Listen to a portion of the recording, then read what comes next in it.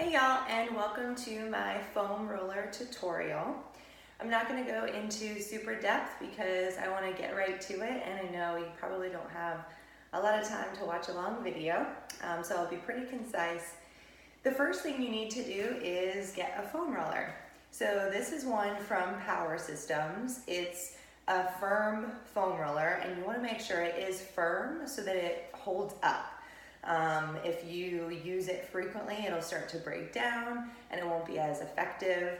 And you also want to get a long one. This is 36 inches, and some of the exercises I'm going to show you today require it to be this long. So one that's about half as long is just not gonna work for some of the things that work really well for your body.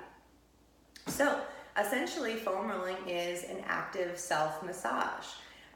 It can be pretty intense depending on how much weight you bear down on the foam roller, but you can control that intensity. So you can take some weight off of the foam roller to make it a little bit less intense. And I'll show you some options there. It's for everyone.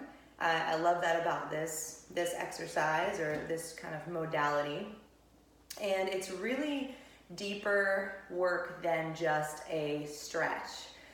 So you're not just stretching the muscle, you're getting deeper into the fascia, which sometimes gets stuck. It'll get stuck to the muscle in your body, and you might feel some rigidness, stiffness. Maybe you were on a plane and you feel really tight, or you did a lot of running or a lot of cycling and you feel a lot of tightness. Sometimes stretching just isn't going to cut it. You need to do something a little bit more intense to get into the fascia. So I'm going to show you the most popular movements on the foam roller, and they're popular because they tend to be tight areas on our body. So we're going to start with the glutes.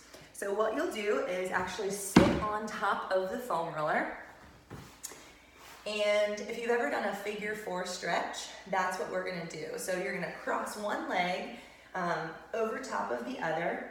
And getting into, in this example, we're getting into the right side. So I'm getting into my right glute, and I'm just gonna start to roll up and down. So you can go up and down, and you can also go side to side. So you really wanna go every which way because there might be a sticky part that you're unsure of until you find it, basically. When you find a really tight spot, I want you to hold it there. Take a few deep breaths. You might bear a little bit extra weight on it. Get a little bit more intense there. And yeah, that's the glute exercise. If that's too intense, you don't have to cross your leg over. Just kind of roll up and down, but you're still leaning onto the right side. And then you would just switch. If you're crossing your ankle over, rolling up and down, rolling side to side. There's lots of different parts to your glute, so you want to make sure you're kind of moving all the way around it. Next, we're going to move on to our hamstrings. So your hamstring is on the back side of your thigh. You want to make sure you're avoiding your joints. So we're just foam rolling muscles. We're not getting into the ligaments, the tendons around our joint. So you wouldn't do the back of your knee here, but you are going to roll your hamstring. So you're going up and down. And again, there's more parts to your hamstring than just in the center of your thigh. So you might externally rotate. Let me show you what I did there. So instead of pointing my toe straight up, I'm going to point my toe out to the side and get the outside of my hamstring. I'm going to do the opposite. Point my toe inward and get the inside of my hamstring. Now remember, I showed you on the glute, it's not just up and down. There's also cross fibers, and that's where I usually feel a little bit more stickiness. So you would do the whole hamstring side to side, kind of pointing your toe out and in, and really getting into the hamstring. And then of course you would switch to the other side. Now I also want to just talk quickly about supporting your body weight. So notice I was supporting my body weight with my upper body.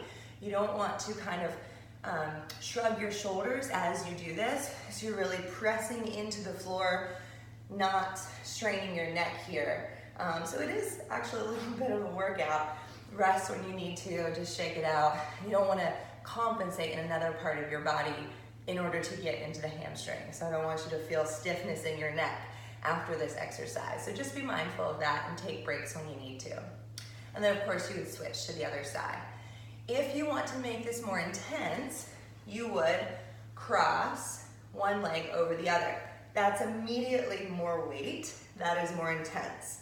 So if you already have tight hamstrings, if that was intense enough, you're gonna work up to that, all right? Don't do that the first time you do this. Let's move into the quads. So this is my sticky spot. So if you see me wincing, that's why.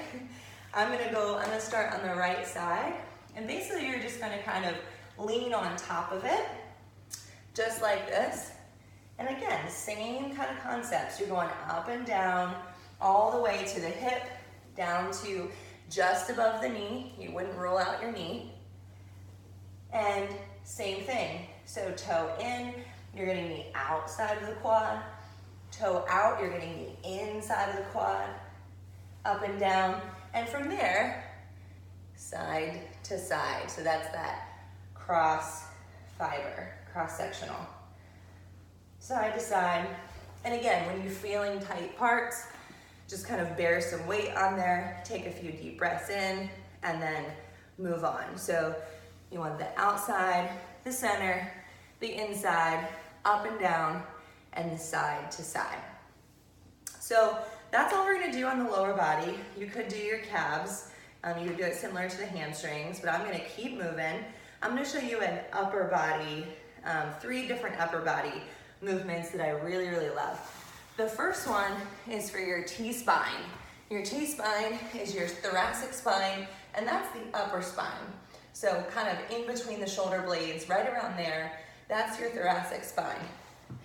And when we sit down, oftentimes we kind of lean into our chair, and our position for an extended period of time is kind of this rounded position.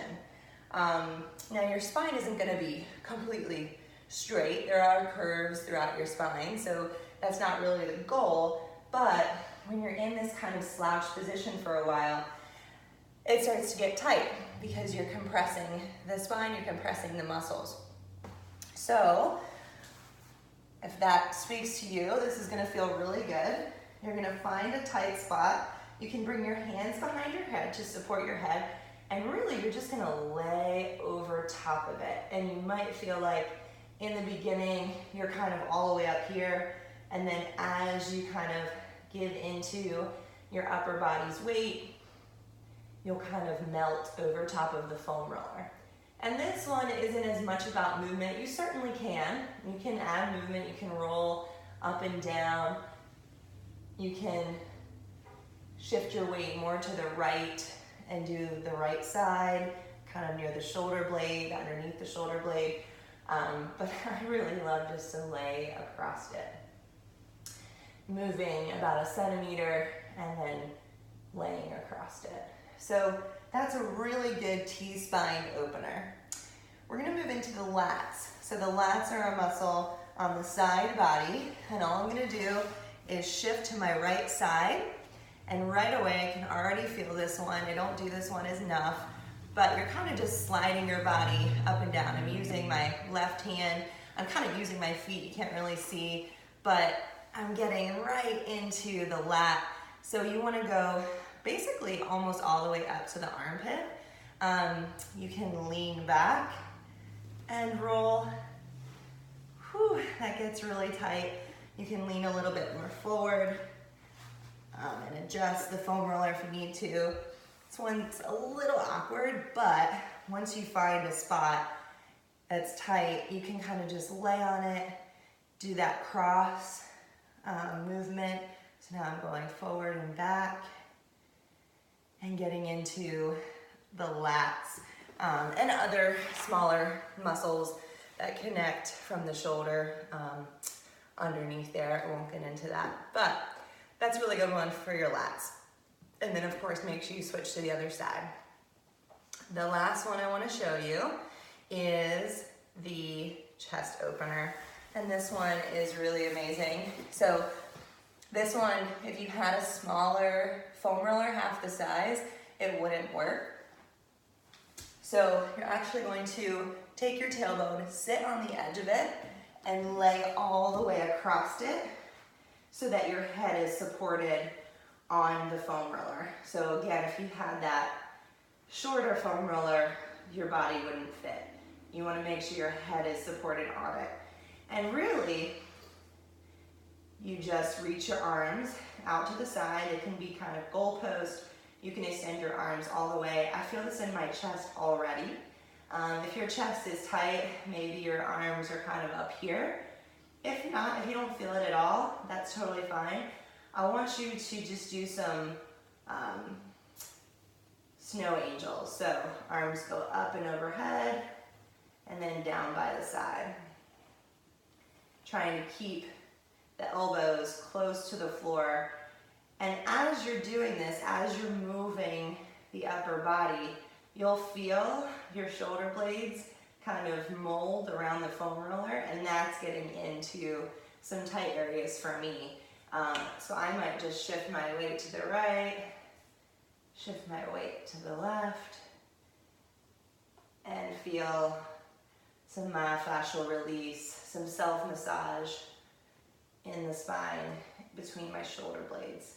And this is where I'm going to end. So you can just knock your knees together and just kind of rest.